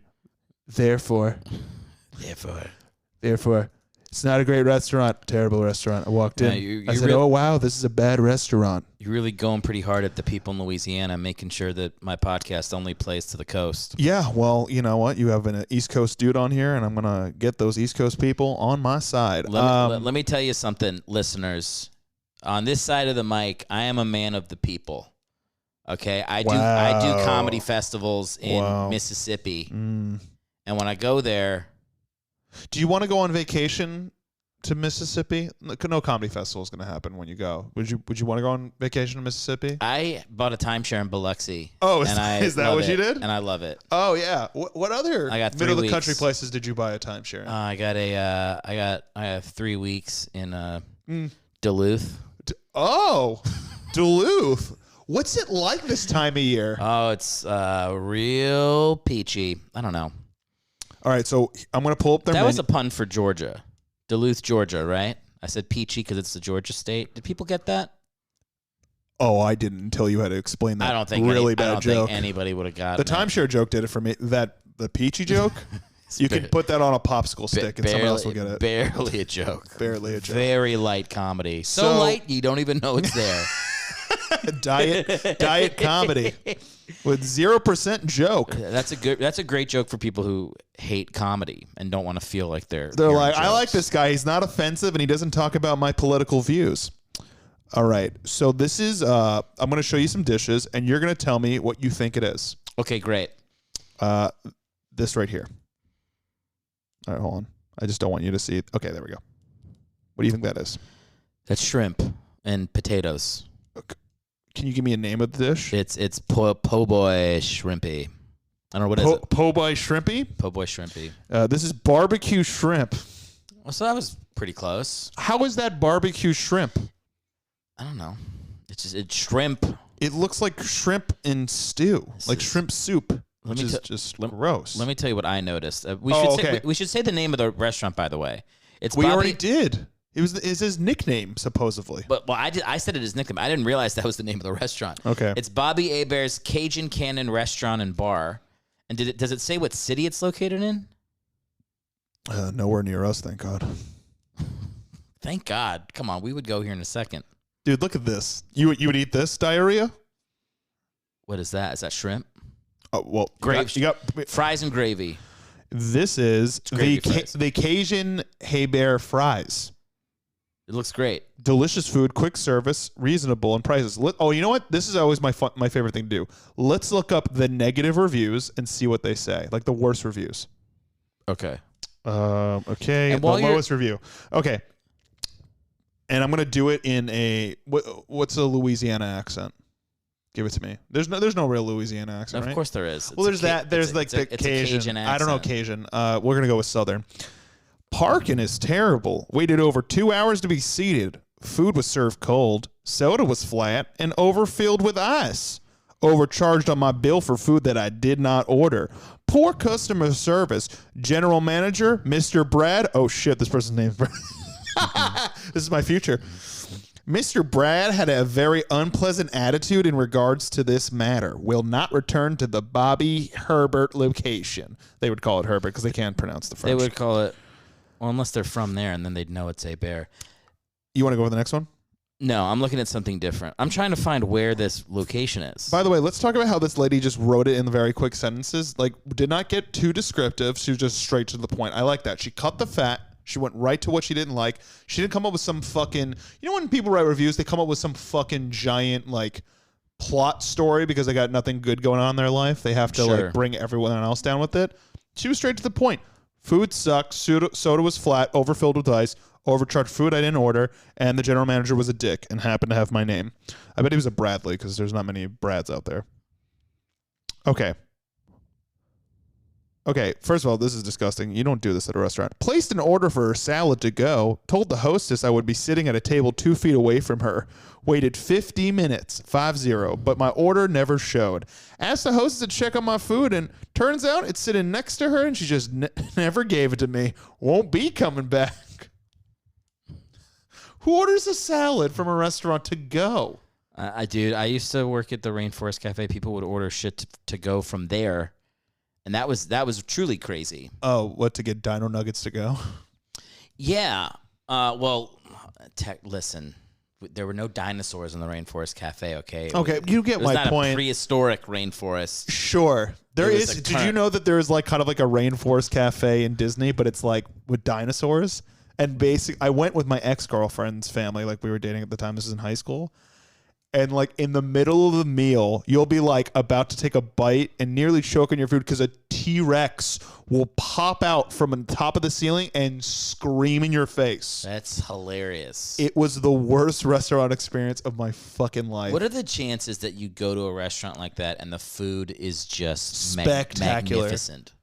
Like, it's great food. What if it's like, okay, how about this? What if it's like a steakhouse, like the finest dining steakhouse you could think of? Like, let's just say Ruth Chris, because it's a bigger chain, right? Ruth Chris is a good steakhouse from what I've been told. Never been for a chain steakhouse. And just as you're like, they're like, your Caesar salad, would you like us to make it tableside? As they're making a tableside, just, you're just like, I said no, sir. Just fucking giant ass pterodactyls fly through the dining hall.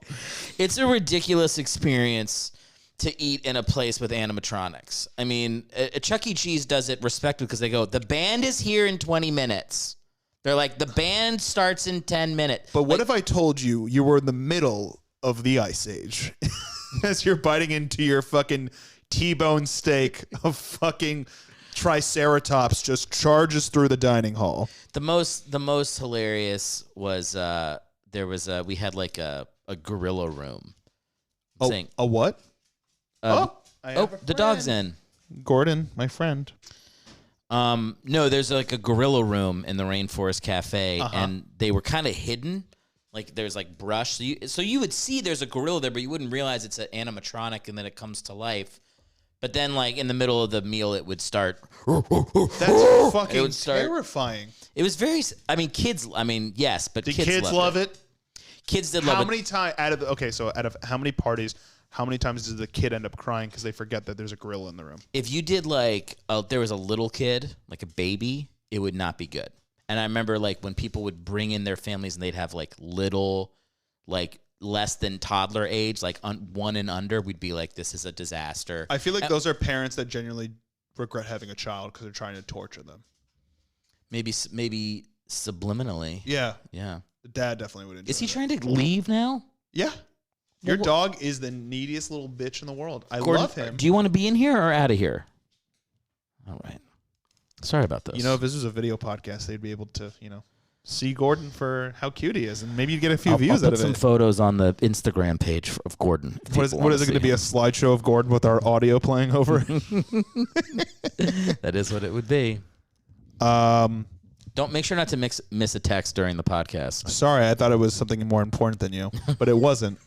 We should. I thought it was John. Sorry, excuse me. Hello, Alec Baldwin. Hey, buddy. How are Baldwin? You doing since the? You're not going to prison. I love how, by the way, I have the phone over my headphone. You don't even try to call me out. None of this gets picked up without the video. Did you watch Alec Baldwin's Unscripted? Oh my God! I've never seen a man dig himself further in a hole. I thought it was a 30 Rock sketch. He's an innocent man. I'm an innocent man. Oh, innocent man. Oh, an innocent man. I knew a dude that was getting divorced, and he would play that song in his car every day for like a year. I had the pleasure of riding with him a couple times, where it was like very unironically. But as soon as you leave the car, he blares honesty. Honesty is such a lowly word. He's just crying, sobbing uncontrollably. But that's as soon as you leave the car, because that can't happen when you're there. No, of course not. We were talking about me crying. Sure. Before, with my first girlfriend, we'd broken up. I had been upset. We broke up. I went to college. We got back together, and then we broke up again when I went back to college for my sophomore year. And the second time we broke up, it was like over, and I was really heartbroken. You know, they say you break up more than twice, it's meant to be. Oh, really? No, I'm kidding. Okay. So I remember I was like, I had all these like photos and letters and shit. Oh God. And so I put them in a box, and I was like, I have to give you the box. I can't have this box, this energy in my dorm. You said energy in I don't know, who knows what I said. I was an idiot. And so I drove to whatever house she was at in Northern Virginia, and I gave her the box. And I was like trying to be like, I was making it like very like solemn, and she was just like, "Just give me the fucking like." It went immediately into the trash when I was gone. Like, I thought you were trying to make your own plot for like a sitcom episode, and then she's like, "Give me the fucking box just and give me get your out of here." Stupid box. We were high school sweethearts. It's over. I love how your high school sweetheart is more jaded than you in the story. in my head, she is. I don't know. Maybe she's actually probably like a really sweet girl. She's just like, "Thank you so much, Eric," and then you read it as, "Thanks, you little hopeless, lonely bitch." No, I think I mean, like, I'm friends with her on Facebook. I root for her in the greater sense of humanity. But I want to believe you so badly. I do. No, I do. Well, this is not the point of the story. The point of the story is I give her the box. I get back in my car and I'm bawling. And I have to drive to school. And you put on some Billy Joel. No, I put on Matchbook Romance, which is a very emo band. If some of my listeners know Matchbook Romance, every song is like, "It's so simple how you crush me." Like, every song is just over the top emo. You know what my favorite band is? What? Your band from high school. Oh, so they're very good. But they're very good. Let me finish the story. I don't want to get derailed. So I'm in the car. I'm listening to Matchbook Romance. I'm singing at the top of my lungs. I'm on the highway. Sure. And I just happen to like look over like into the next lane, and there's a car full of kids my age staring at me and laughing hysterically. Like, I must have looked like I must have just been the picture of. Maybe this is why I don't like crying in front of people. Like, now that I think about it, you think of that car full of kids. I think about it all the time. You have car full of kids syndrome. They were laughing at me. Can I ask you just a quick question before you keep going? Sure. Do you get triggered from that song 1877 Cars for Kids? Because you think a bunch of kids are just in cars laughing at you, being like, "Ha ha, pussy." I've She'll never love you. I've put a couple bullet holes in TV screens when that ad comes on. Anyways, keep going. That's the end of the story. Obviously, I tracked down the kids and murdered them and buried them in shallow graves. But I do think that's why I don't like crying at weddings. At my own wedding. I really feel like a nice public cry could really benefit you. And also, here's the other thing too, and I'll say this. This is my last thing about stand-up, and I'm not going to talk about it for the rest of the podcast because I know you get a boner every time I speak about comedy. I feel like to some degree, stand-up is some really shallow Did he just collapse? That's what he does. Yeah. Is very shallow version of being vulnerable. Like, it's kind of vulnerable, but not to the extent where you really can understand the person on stage as much. And why comedians, I think, get so much fucking backlash is because they're not that honest. Like, it's a fake honesty that we're like kind of convinced is real, but it's really not at the same time. It's not real. There's some that are really just too vulnerable, and that's why they're funny. And then there are people who are like, use that as like a fucking, almost like a manipulative tactic to get a better audience. Yeah, like, you're a big Hannah Gatsby fan. I think she's pretty vulnerable. Yeah, she's super. Okay, we're not even going to get into Come on, Brad. Come on back. Let's shit on Hannah Gatsby. She fucking sucks. She's a brick. Or they. I don't know. Fuck. Oh, my God. You little fucking pest, Gordon. No. It is. No. What did he do? No, he's trying to fucking. I can't give you this attention. I'm trying to be entertaining on this podcast. I'm letting him out. Hang on. Yeah, he needs to. Vamp for another 10 seconds. Honesty is such a lonely word.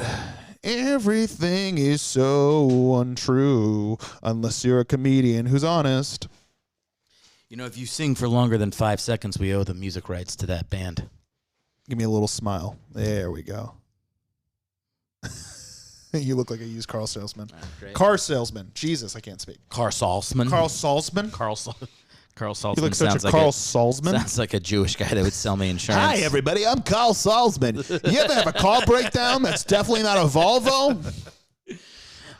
You're right about comedians not being honest, because it's not honest. No. And how many in the strictest form of it, there's so many times on stage where I'm like, this is true.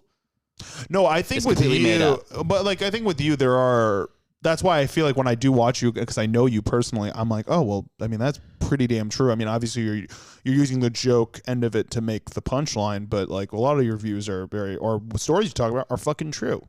Yeah, they're exaggerated. It's people get put together.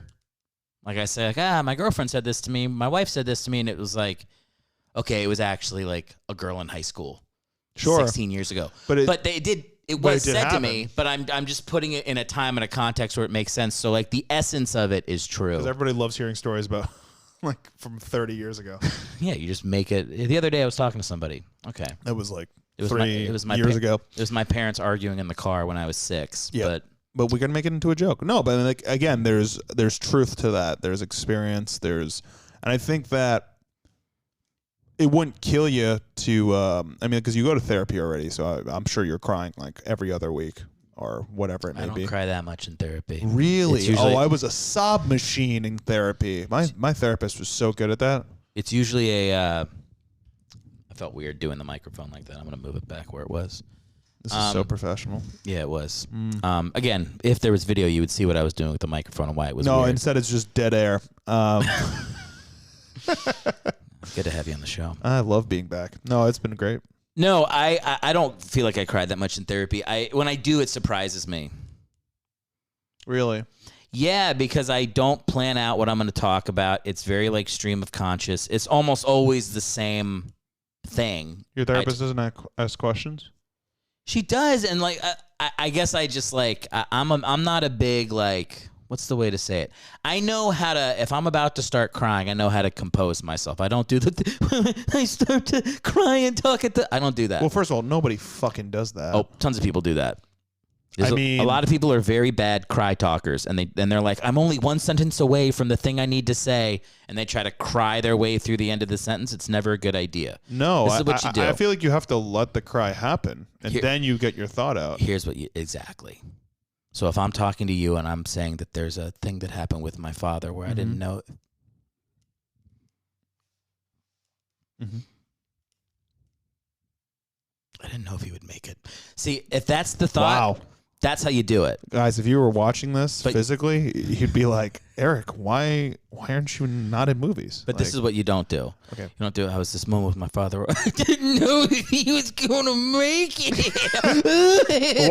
Why did you turn into fucking Yosemite Sam? You just do that like weird cry talk thing that makes me want to like, ugh. Is that how you cry talk? Is you turn into a Looney Tunes character? I was at a funeral recently. And by recently, literally last week. And my brother had to go up and talk. And is he a cry talker? No. Okay. But he was kind of like, it was like all our siblings were around and we were talking, and like my sisters were like, just go from the heart and like you get advice. Oh boy. And I just went, don't cry talk. And he went, thank you. And I was like, if you need to cry, you take a beat. Cry. Sip some water if you need to, and you finish your fucking sentence like a man. That was my advice to him, and he appreciated it. So I did. So at my grandfather's funeral, which was Jesus Christ, it was right before 2020. It was 2019. Actually no, 2019. I was the only. We couldn't find my sister, and she was on her honeymoon in Europe, so we couldn't even tell her that my grandfather died yet. So we literally had like the whole thing without her. Yeah, which was awful and terrible, but it had to happen. I had to give the speech from both of us, and I combined a letter from my sister when she was younger, and I like my words plus her words, and like also there was like some really punchy moments where it like kind of was like daggers at my dad, but not like on purpose, but like I had to say it. Yeah. Yeah, it was hard not to cry talk because it was just like first of all, I've never been to like a funeral of my own family member. Or actually, sorry, that's not true. It's my second like family member funeral, but the closest person to me that wasn't my parents. So it was just like, and my grandfather was like the patriarch of the family, like kind of like looked up to him in a lot of ways. So like to not cry talk, I feel like that was tough. That was, I mean, like kudos for your brother for getting through a speech without cry talking, but like he didn't really cry talk. You know, for not, as I'm saying, for not doing it. That's not easy. It's hard. it's hard because you feel like I can't just stop talking as often as every time I feel the urge to cry, I can't just stop. I just wanted to fucking power through it because I knew it was going to be hard as fuck regardless. I took a beat or two, but like the more beats you take, the more emotions just keep going. Okay, we're going to steamroll cry now because you're saying the most emotional shit you could possibly think of about a person that's not here to hear. I feel like I should be a funeral speech prep guy. I feel like I'd be good at it. Yeah, Gary V. I could subtitle the videos and being like, you know what you're fucking doing wrong at funerals, man? You're not turning your family members into NFTs. I feel like I could really get people in the right frame of mind. I think you could. Yeah. I feel like you're dead inside enough to get them to be like, why are you getting so emotional? Well, look, I know you're still a young man in his early 20s, but when you get to my age, all right? When you get to my age, you start to feel the things dying. Things start to go. I'm look, I play it up for the podcast as I'm a big tough guy. I'm an old school guy. But I'm really when you really get to know me deep down. I mean, you have just some caliber with me. Yeah. But there's still a piece of me where I'm like, you might be a more of a softie when I'm not in the room, but I also feel like I still see that tough eggshell, that ostrich egg. You ever seen an ostrich egg be broken? No. It's you need a drill. That's you. Ooh, I like that. Yeah, literally, like, so, like, it's, first of all, it's like the size of, like, a small child. The egg, one egg is the size of a small child, and they basically need to take either a hammer or a drill to, like, break into it. Wait. Guaranteed eggshell into this. How the fuck is the egg the size of a small child? Where does it come out of? It's an ostrich egg. It comes out of the ostrich's pussy? Ostrich is a bird. Did you know that? Where does the egg come out of? They lay it, but then Am I about to teach you about birds right now? Hang on. Listen. This is happening. An ostrich is a bird. Birds lay eggs, okay, dude. But where does the egg come out of? It comes out. Don't do this. It comes out of their pussy. Don't do right? this right now. Am I dumb? Don't do that. Listen, I'm not fucking with you. No, and babies come out of girls' buttholes. Okay, Are you kidding me right now? Listen to me. Females are females. Listen to me. I don't know if they were like sharks. Maybe they have like a little gill that opens up. Listen to me. What? Listen to me. What? Listen to me. Before we go any further down this road, because this, Erick. hang on. I have to explain why I don't know this. I have to explain. There is an explanation. Now I'm talking like Trump. Listen up, okay? I was in a different school every single year from kindergarten until 8th grade. Public schools, private schools, all across the country, including Louisiana and South Carolina up until 5th grade. So there are wide swaths of information that most people have that I do not have. Okay. And Erick, this is one of them. I was curious if Erick, the ostrich egg came from an ostrich pussy. I was educated in Louisiana for 2 years in public school. Okay, these are the questions that I have. Okay, so what question I'm about to ask you has nothing to do with the Holocaust, because I'm sure you didn't learn about that in any of the schools you went to. A bird is a mammal, true or false? A bird is a mammal. True or false? True. Ding, ding. Great. Mammals that was give a guess. birth through what? Vaginas. Ding, ding. Okay. So your school has nothing to do with your stupidity. It's just you knew the answer and you wanted to assume since ostriches are how did it fit? Ostriches are fucking enormous. But you said the egg was the size of a child. I said a baby, like a small child. You said a small child. That's not a small baby. That's a small child. You said it. No. A small child is considered a baby. Meant a baby. The listeners can just hit the little 30-second back button. Oh, my God. You said small child. If you meant small baby, I wouldn't have had the question. You know that vaginas stretch, right? Even if it was a small child. Yeah, but not to like a fucking 8-year-old. Okay, that's not a small child at that point. Show me with your hand how big an ostrich egg is. That's a big fucking egg. That's a big pussy.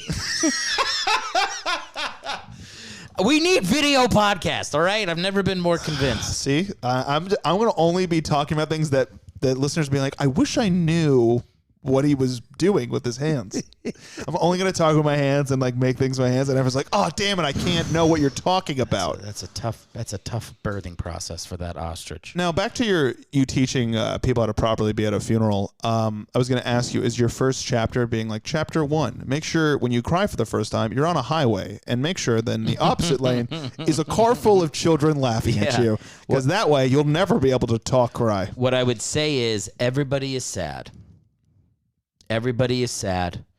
It's okay to be sad. Sure. If you get yourself in the mentality to get through your speech and make sure that every word is heard, you don't want to be crying through it. You want every word to be heard. That's why you take your pauses. That's fair. I mean, listen, hard. I think that's a class that needs to be taught is speeches during like a speech at a funeral class. I think that'd be a great class because there's speech classes. Nobody really talks about how to properly prepare for a speech about a loved one and keeping your composure to a healthy level so you don't make everyone super uncomfortable. Because I've heard speeches. I think it was at like my cousin Bob's funeral. He's like an uncle. That was hard to sit through some of those speeches. I was like, oh man, like the cry talking makes everyone that much more emotional. It's a great device. And it also makes you that much more uncomfortable. You're like, fuck, how many more of these speeches do I have to listen to? Yeah. Because I'm losing fuel. Like I'm being dehydrated of fucking my body right now. It makes you, And I know that sounds insensitive, but it's like, listen, crying at a funeral is appropriate, but like, at what point are we like nut up? Or vas deferens up. I really hope at your funeral that's going to be in the program when they open it up. Be like in loving memory of Erick Hellwig under it from like your dates, and then it's gonna under that it's gonna go in quotes, nut up, nut up, and everyone's like, what did he mean by that? I meant stop crying. And I'll be the one guy there being like, oh, I know what that means. Listen, people in the audience can cry as much as they want. Sure, I think that's supported. But when you're up there, you're the leader. You gotta push yourself.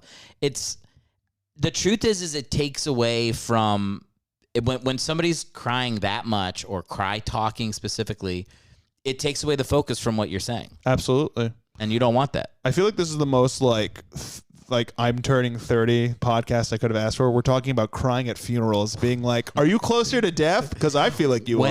When is the birthday? My real birthday is February 1st, 1992. If you're curious. Your real birthday. You said like when it. Wow, how did you ask that? I said, what is the birthday? I don't know why I said birthday twice. Yeah, that's what I was saying, because you made it sound like, what's your actual stuttered. birthday? You saying my actual birthday makes you sound like a murderer. Oh. Like you have a fake birthday. That is a good transition to talk about my film, but we'll get to that eventually. Eventually, we're 50 minutes in. Let's get to it now. Oh, I don't fucking know how long you want to go. We've gone longer. We're gonna wrap this thing up at 50 minutes and 52 seconds. No, I'm just kidding. I just picked the exact time it was right now. Do you talk about you murder somebody in a film that you made? Yeah, but I wanted to make one comment. When you say, when's your birthday, made it sound like I'm some basic bitch being like, well, my half birthday is this day. I heard about that. But my real birthday is this day. I heard about the birthday. I heard about the half birthday. Yeah, isn't that the dumbest fiasco you ever heard? Also, Liz was telling me about her half birthday. No, she was telling me that some people do like their birthday week where they're like, it's my birthday week. And they have like a full week of activities for their birthday. I got one for you. I have a friend, and I don't mind throwing him on the bus because I'll shit on him all the time about this. He does a 30 days of Leo. Yes. Oh, no. Yeah. And it's basically 30 days of peer pressuring us to drink for the month of him. Well, that's all right. I mean, drinking is fine, I guess. You make it through about a week of it, and you're like, I can't do 30 days of that. You know what I'll do is I'll go hard for like the first couple days, like leading up to his birthday. And then at the end of the month, I'm like, I'll check in maybe once or two more times, and then I'm done with this. We had I think 3 parties last month, or his last birthday. About 3 house parties. That's not going to last. By the 3rd house party, his girlfriend even left. She's like, I can't do it. And I left literally like 15 minutes after his girlfriend. I'm like, I can't be here. My body hurts. It's not. That will not be fun for much longer. I mean, it already sounds like it's not that fun. Oh, he's not even 30 yet, and it's not fun. I'm saying, like, it's going to be beyond, like, You just can't. I had two friends actually, well, it was two friends and then this third guy. Mm-hmm. Who I guess the third guy's a friend too, but two friends and this other fucking douchebag. I'm kidding. He was a nice guy. Pussy, he probably cries. No, he was fine. So it was for our spring break. Mm-hmm. They were like, we're going to lock ourselves in the house. Oh, we're not allowed to leave. Oh, God. People can bring us food, but And we're you gonna do we're the gonna 30 drink we're gonna drink 30? 2 kegs Between how many people? between 3 people over the course of a week. That's not possible. Well, it's not because it's like 30 beers A day. It's something insane. Like I can't remember what the math was. Isn't a keg like 116 beers, something like that? Yeah, it's like that. So it's like 230 beers or something divided by 3 people. You said 3 kegs. It was either 2 or 3. I can't remember. Okay, so 3 kegs is just impossible, but like even 2 kegs is still impossible. Even kegs. 1 keg between 3 of you would have been a fucking lot. If it was if it was 1 keg for a week, that's 7 days. That's 20 beers a day. You would have to black out every day. Yes. You literally wouldn't remember half the week. Yes. How it was far, insane. How far did you guys get? Well, I only was there for the first day, and then I actually had a fucking vacation, and then I came back on the last day. Oh, that sounds like the worst day to be there. It was the worst thing I've ever seen. Did the house smell like puke? Dude, it smelled like someone puked, ate it up, and then puked. Had diarrhea, and then puked on top of that diarrhea. That's what it smelled like. It was disgusting. Pukey diarrhea. And like in the beginning, we were all like, "Yeah, it's just so much fun." And by the end, it was like their girlfriends leaving food at the front door, like being like, "I can't wait to break up with this son of a bitch." Yeah, of Which course they did.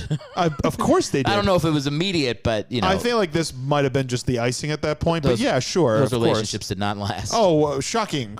Tell me more about the guy who locked himself in a room to fucking take down a keg. I mean, why are you pledging your own fraternity at this point?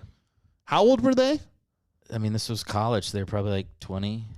Oh, well, 21. that's almost excusable. I mean, They were young. I wouldn't do it, but it's excusable at that point to me. I wouldn't do it. I used to party pretty hard. I'd never done a case race. I would never do that. I had a chance to do one. I never did one. What's it? Okay, oh, finish the a 30. It would be you and another person, and you each do. You do teams of 2. Okay. And you'd all get a case of beer, like a 30 rack, and whoever finished first won. Oh. Pride, basically. Nobody won shit. You won puking, basically, and blacking out. Yeah. Whoever finished their 30 rack first won. We did wine circles. Oh, So it was you're like talking about a bottle of, or a bottle, Franzia. like a bag of Franzia around the circle. So basically like a Tour de Franzia. And then we once did a vodka circle, which was a handle of vodka before a hockey game. That was not a good idea either. I have a good gin story, but I want to talk about the film because we're getting so sidetracked. We are getting sidetracked. Go ahead and tell me about the film. Yeah, so that's such a fucking way too casual of a fucking transition. It sounds what that transition sounds like is that we kept talking about puking for another 2, and it made me want. And then I cut it out. Yes, that's what it sounded like. It sounded like a edited transition, but that was actually a transition. It was literally the transition. Yeah, no, it's me going moving. No, let's hear it. No, so I wrote and starred in my own short film back in November. Well, I mean November we shot it, but I started writing it back in about August. I say was when I first started drafting it up, and basically it was influenced from obviously being in acting class and some things that I saw and some fun. I mean, listen. You know me. I've done a lot of like dick joke, like funny, goofy characters, and it just felt time to put myself in a place where I'm like, I want to go to a spot that just feels really fucking dark and see how I can do with it. Needless to say, a week or 2 weeks, maybe even longer, of just being in a bad place, and I'm sure it's carried because it's not easy to like get out of that headspace, like with the acting training I've had. To recognize that is not real life. What you're doing, you're not a fucking serial killer. But the darkness that goes with it still is there. Not like I want to kill, but it's like I just feel sad, because it is a sad character. Everything I wrote for it was sad. Like if I could read you the character sheet, you'd be like, Jesus Christ. But Brad, you're getting so into the. Are you like a method actor? No. So this is a good time to say what the film is about. So it's about basically people who listen to this are definitely born before the 90s, so they'll understand. So one of the big things I feel like we've kind of forgotten about is infomercials. Those were like a big part of the culture from the 80s to the late 90s, maybe I'd say even early 2000s. Did you use this because the ShamWow guy was not a serial killer? No, but he just had beat a hooker, sex worker. I'm going to ask you a separate question about this, but I'm curious about your answer. Could you kill somebody? Yes or no? Could I? Yeah. No. No? You can't think of any scenario where you would kill somebody. Oh, are you saying like in a hypothetical world? Yeah. Well, no, a hypothetical world that could be real. Like if we're in a position where we have to kill? I feel like... Let me... Okay, so let me say this. I feel like with most things in life, it takes you to do it to know that you can, right? So if I was put in a position where it was life or death sort of thing and I have to kill what's in front of me, I think at that point, yes, you kind of have to. You have to fucking put your morals over here and then just fucking do what you have to. But no, I mean, in general, I think it would take a lot for me to do that. I have a similar answer. Ask me if I would do it. Erick. Yes. Yes, I could do that. I feel like I have that in me. I could see that. Yeah, not like and never like to like advance my own agenda or something, but somebody threatening somebody I care about, someone threatening me. Oh, you would just do you own a gun? No. I'm surprised. I feel like you would. I'm not against it. But, nothing there's any wrong. I got to work on my wife. Yeah, well. It's her decision too. No, of course. No, I don't. I don't even talk about like a gun. Like if I just had like a like a bat. Yeah, I mean, like I had to just before I came over here, I was working on a character study for Henry Hill, so I had to talk about beating a kid to a pulp. I made this whole backstory about like it asks you like, do you have any regrets? And usually I'll try to like dodge that question because it's like, yeah, you shouldn't have regrets. You should, but it's a character, so you have to have some kind of like humility. And I basically came up with this whole story how I beat a kid over the head with a meatball pot. And killed him? No, but I beat him so badly that like weeks later apparently he died, but nobody found out it was me. So yeah, you killed him. I did, but not intentionally.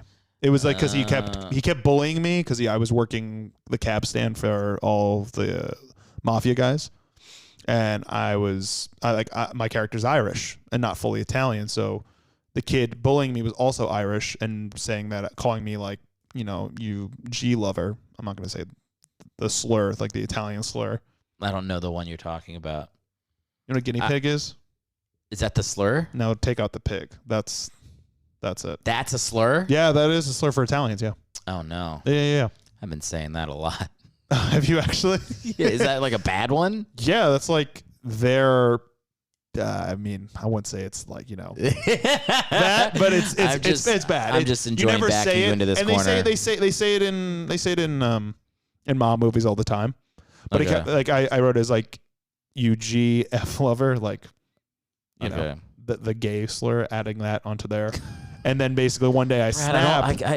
I'm just telling you the backstory of the character. Okay, I'm sorry. Tell me more. No, I don't even know what you're saying. You're giving me so many G words, F words. I don't know what I'm you're talking about. Why my character kills. Like I'm just giving you the whole backstory of like why that character. This is so uninteresting, but I just wanted to tell you because telling you about my process. Okay, sorry about that. You like to talk about your stand-up process. I'm telling you about my acting process. No, I was just getting annoyed that we can't say guinea anymore. I mean, I didn't want to do it. I'd say it if it's in a script, but I wouldn't do it. I wasn't annoyed with your process. I was annoyed that you said the G word, and I was like, wait, what's the G word? It was not my place to say it, so I didn't say it. Well, I'm a quarter Italian. Okay, well, there you go. That's not true. It's not true at all. You're so far from Italian. It's not true. At this point in the podcast, you can say racial slurs. Like, it's allowed. Like, nobody's listening at this point. Okay. It's me, you, and my mom. So just go ahead. No, I'm good. Let her rip. I'm good. And then where can people... send them to the trailer so they can support that. Yeah, it's going to on my YouTube page. I think it's just youtube.com/Brad Stoll. It's called Act Now. I'm excited to see it. I've told you when you got...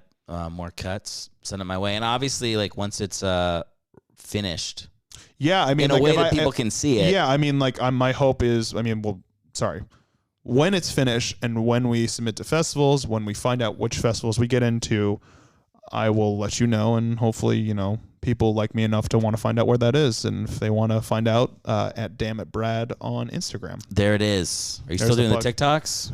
I've been reposting old videos, and to my now regular page, because I've just stopped doing chef videos, your favorite chef asshole. I've been just moving them onto the regular page to kind of bring in new followers, and it's been working. So I'm gonna maybe make some new videos here or there. I need to get the fucking cojones to put it together, because it's a lot of energy, and I want to make sure it's worth it for me this time. Sure. So we're following you at Damn It Brad. DAMNITBRAD is the Instagram. Yeah, but if you want to follow me on TikTok, which I don't really post on there, at dammit_Brad, same spelling. Trying to think. Oh, and then youtube.com/Brad Stoll should be all my other stuff where you can find the trailer. The trailer is also on my Instagram as well. Oh, but yeah, I assume we're wrapping it up the way you're talking. No, yeah, it's over. Thank you for having me, as always. This was a lot of fun. Brad, thanks for coming over, buddy. Absolutely. Thanks for listening to the show. If you'd like to support us for free, there are many ways to do it. Start by subscribing on whatever platform you're currently listening on. If you're on Apple Podcasts, write a 5-star review. And if you're on YouTube, like the video and leave a comment. On ErickHellwig.com, you can subscribe to the newsletter and click the track button to follow Erick's stand-up dates and never miss a show when he's in town. To support the podcast financially, visit the merch store via Erick's website. Thanks again for listening, and we'll see you on the next show.